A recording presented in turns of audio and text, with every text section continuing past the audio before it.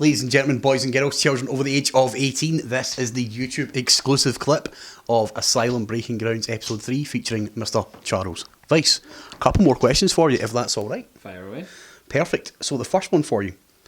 If you could be front row, any wrestling matches happened at all, pay-per-view, SmackDown, Raw, TNA, whoever it is, whenever it is, any match at all, front row to see it happen there and then for the first time, what would that be? Maybe not the quote-unquote best wrestling match of all time, but an atmosphere that I'd absolutely love to be in the middle of would be WrestleMania 18. Okay. Rock and Hogan. Yes! Thank you. That electric Toronto crowd going absolutely bonkers. That is, in my opinion, personally the best match I've ever seen. That's my favourite. Everybody's got their own, like, what makes a good match, Yeah. but they could have just stood in the ring for 20 minutes. And people would have loved it. Aye. They did love it for the first 5 minutes.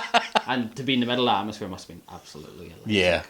Absolutely. Electric atmosphere. Brilliant. Okay, so atmosphere. Entrance music. That's a big deal of that. Who has got the most iconic entrance music, in your opinion? Again, can be yours. Kane's original theme. Ah. Because nothing absolute beats that That organ, that slow... tremble when the organ comes in. And then, like, the one with the slow intro, like, obviously the pop, when they cut it, when it's just pyro and it's straight to the main bit. Nah, the intro. The organ intro, chills. Nothing else like it back in. Every time, chills. Amazing. Okay, thank you. So, I've heard about your entrance music, one you could say. Do you have a belt you've got a similar kind of feel for, a championship belt that's kind of one of your favourite designs out there? What would you say that is? Well, I was mainly a WWE guy growing up, because that's really all I mainly had access to. But when I first saw it, the WCW big gold belt, and then when WWE used it as their World Heavyweight Championship belt, it's just something iconic about it. You think of all the legends that have held it. You think of Ric Flair and Steamboat. You think of course. Sting. Nothing beats it. Just that big gold belt. Just I do love it. It's so chunky. It looks like a legit champion. It looks like it hurts when you get hit with that one as well. Exactly. Imagine just getting the World Heavyweight engraved on your head when you get hit with it. Nothing will beat that, imagine. Awesome. Okay, thank you.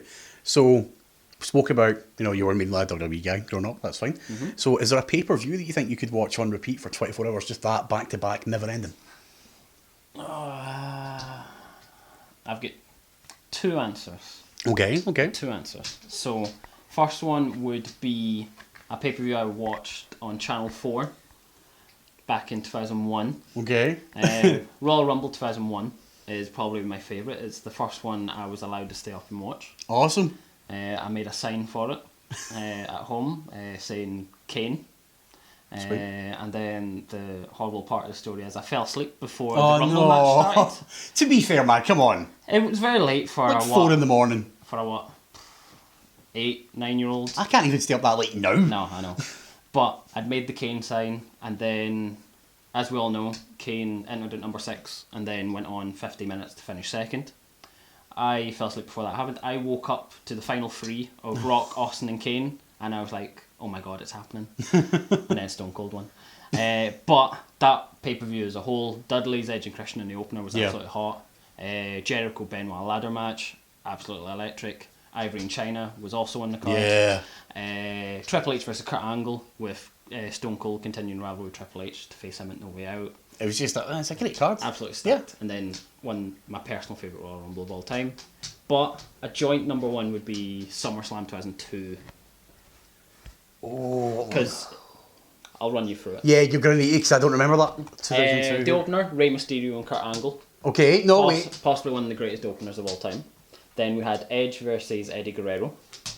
Ric Flair versus Chris Jericho. On paper, that those 3 matches alone could sell it. Who watched that for 24 hours? Exactly. Then we had Booker T and Goldust versus Lance Storm and Christian for the tag titles. Then we had Chris Benoit versus Rob Van Dam. Then we had Test versus Undertaker. Then we had Shawn Michaels' big return in the unsanctioned match against Triple H. And then we had Brock Lesnar versus The Rock. On paper, that's probably one of the most stacked cards of all time. Definitely, especially now. Think about it. I know. Brock Lesnar and The Rock. That's almost an entire card of Hall of Famers right there. I actually think it is. It almost could be. Yeah. Okay, awesome. Thank you. Well then, you mentioned Eddie Guerrero. Would you lie, cheating still? Well, I would never lie. Okay. And cheating's against my morals. Okay. Stealing's also against my morals, but if it gets me victory, I'll steal. You heard it here, right? Thanks for joining us. Again, you can check out Charlie on all of his social medias, down here, up there, wherever they're going to be. Check him out. Thanks very much. My name's Charles, but thank you.